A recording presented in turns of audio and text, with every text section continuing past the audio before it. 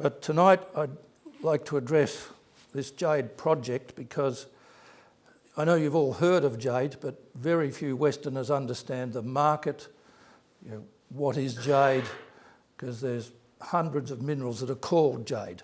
There's only two valid jade minerals, nephrite and jadeite. You see more nephrite about because it's more common. New Zealand, BC and Canada, parts of Russia, even parts of Europe and the west coast of the United States. Jadeite, which is the mineral we have, is sodium aluminium silicate, and it's similarly formed when the tectonic plates subduct over each other, hundreds if not thousands of kilometres below the surface. And it's a metamorphic rock, and this particular deposit was formed in the Silurian late Ordovician period about 450 million years ago. That's when it popped up, but it had been formed billions of years down in the mantle and took a couple of billion years to get up to the surface. It's an amazing story. Generally, there's only 14 or 15 jadeite deposits in the world. 3 of them are actually commercial. Ours is one of them. There's another one in Burma, which has supplied 95% of the world's jadeite since the mid-1800s, and almost 100% of China's jadeite, and a small deposit in Guatemala. So nature regards jadeite deposits as extremely rare because the other 10 or 12 of them are just geological curiosities. They're not economic. There's one in Japan, for instance, which is a national treasure because there's a few rocks the size of this room that obviously they can't and they won't mine. In my 50-odd years in the business, I've seen many gold mines, copper, lead, zinc, lithium, which is a fashionable mine, metal these days. But this one is the best in terms of potential economic return I've ever seen. It's just off the map.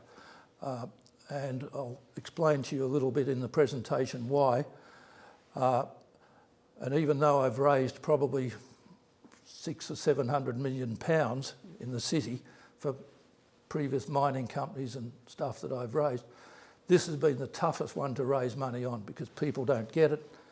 They think it's Kazakhstan, Russia, jade, too many variables for people to say, hey, I like this. So my 2 partners in the company, Mark Denning, a fund manager from Capital Group, and myself, and another Kazakh partner who lives in the south of France, we've basically put all the money into this project so far. And to give you a perspective of what that's cost since 2008, when I first got involved in the project right through to today, we've invested $24 million in this project. Haven't got anything back yet, but that's what entrepreneurs do.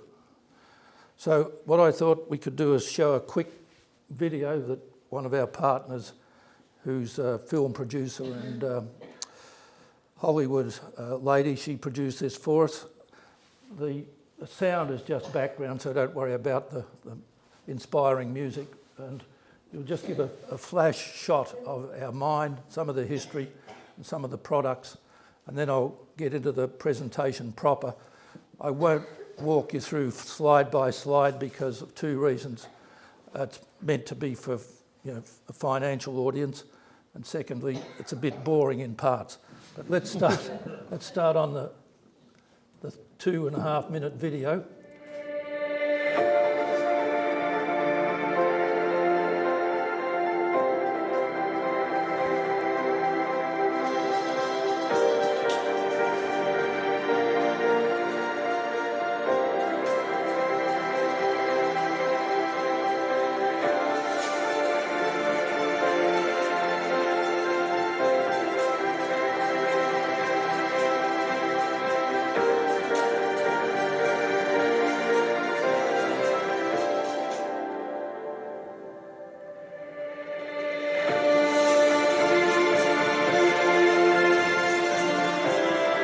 miners in central Kazakhstan.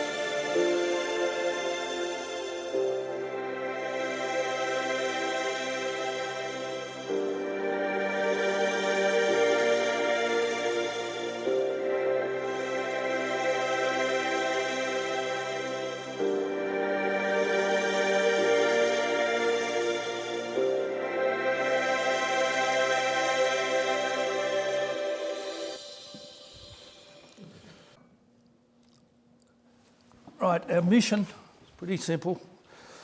We want to be the world's largest supplier of jade, jadeite, which is what is notionally called hard jade.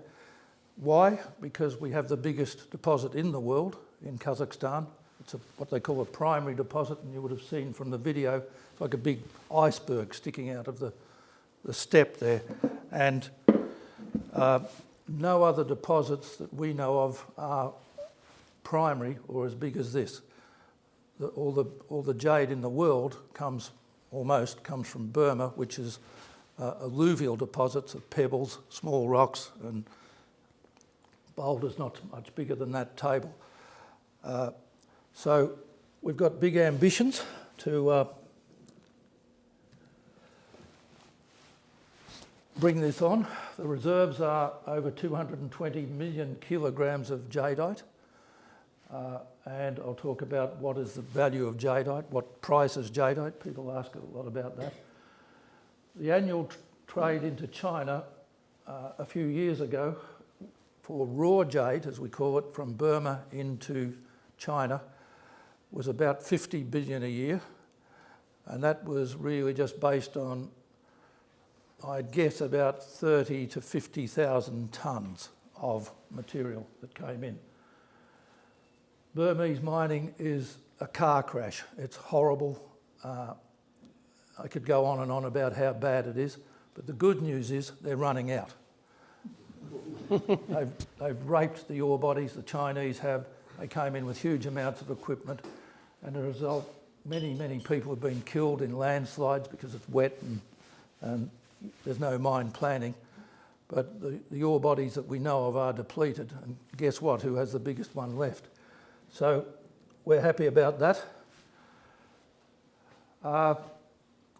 You have all sorts of jade, green, grey, white, clear, black, but most people tend to associate the green colour with jade. And Burmese jade first came into China in about 1785 and got really popular in about 1840. The Chinese tried to come in and take over the mines in Burma, and the headhunters there took care of them, and they ended up in the cooking pot, frankly. It's been revered in China for 8,000 to 6,000 years. I'm a cynical old mining engineer, and rocks don't really get me excited as some of our legendary geologists in the room, but I've learnt that jade has really something special to it, and it's hard to put your finger on it, but it is there. And it was used as a tool in the Neolithic period, the Stone Age, as a really popular favoured tool because it was really hard, with a hardness of 7.5, and it was really tough. You couldn't break it, but it broke everything else. And the only way you can cut jade is to abrade it. You can't cut jade. Chinese love it for traditional reasons: good health, good wealth, good money, and a source of value. And there's a form of imperial jade of which I have a sample in my pocket. I didn't want to put it out amongst all the crew in case someone nicked it. Whoops. That's worth thousands of dollars a carat, and it's like clear glass, green glass, and that's highly sought. But our mission is to bring jade to the rest of the world, not just the Chinese, because I'm 1/8 Chinese by birth. The Chinese are very difficult people to deal with, and you never can really say you've got a contract with them. So our mission is to use our ore body. Yeah, we'll supply the jade jewellery market in China, but we want to bring jade to the world, good product. Now, there's 3 or 4 jade deposits of note, a couple in Russia, one in Kazakhstan, the big one in Burma, and a little one in Guatemala. That's it.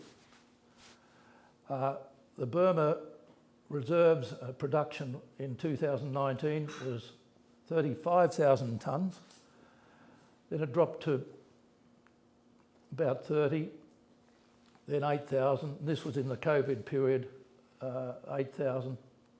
But I can tell you from 22 and 23, the figures of production were 4,000 tonnes out of Burma only, and 2,000 tonnes last year. But that 4,000 tonnes in 2021 from intelligence we've got from the Chinese, that 4,000 tonnes generated nearly $50 billion worth of retail sales. This is in the COVID period, 2021, when China was literally shut down. People went from buying jade in the thousands of stores you had in every town in China to online shopping. It was like an inverted pyramid. Prior to COVID, old people like us bought jade for our grandkids and our children. Post-COVID, 85% of jade is sold online, and the demographics are that the buyers are 18 to 32-year-olds, and 80% of them are women. So it is a girly thing, Richard. Yes. But that was sensational for me to see that change so rapidly. So jadeite production has dropped 77% in 3 years. It's really astounding. And I know that my son spent 4 years in China and Burma looking at the market and understanding it, because even though I started investing in this project in 2008, I spent 8 years just trying to understand the geography, the geology, the mineralogy, the jade market, how the dynamics between Burma and China worked, because this was new frontier to Westerners. And my son spent a lot of time in those countries understanding that. It nearly killed him, by the way, but he recovered pretty well. And we know an awful lot about how the Chinese-Burmese dynamics are and how it all works. It's a very opaque industry, very secretive, and I'll tell you why a bit later. I'll skip through the rest. The market typically of raw jade is 6 to 30 billion a year, as I said, and we will become the new big supplier of jade to China, except they don't know it yet. The Burmese, mining is literally like that. You've seen these on TV or on YouTube if you want to look them up. A truck comes along with waste. This is waste from one of the mines, and it tips out, and the Burmese guys, I've been there, I've seen this, they have a steel rod about 2 foot, 3 foot long. They literally run down besides the rilling of the rock and hit as many rocks as they can, because the jade has a ring. I don't know whether it's a C flat or a D, but it's got a ring, and then they know that's jade as opposed to the waste. So that's ore sorting on the run. As you can see what happens. They get a little too close for flying rocks, and then that's it. There's hundreds of poor miners killed every year in that Burmese industry. And they pay them not in money or Burmese chats, they pay them in heroin. And they're all hooked on heroin, they work, and then it's really, truly awful. However, as I said, they've run out, and that production has dropped off even further in 2022 and 23.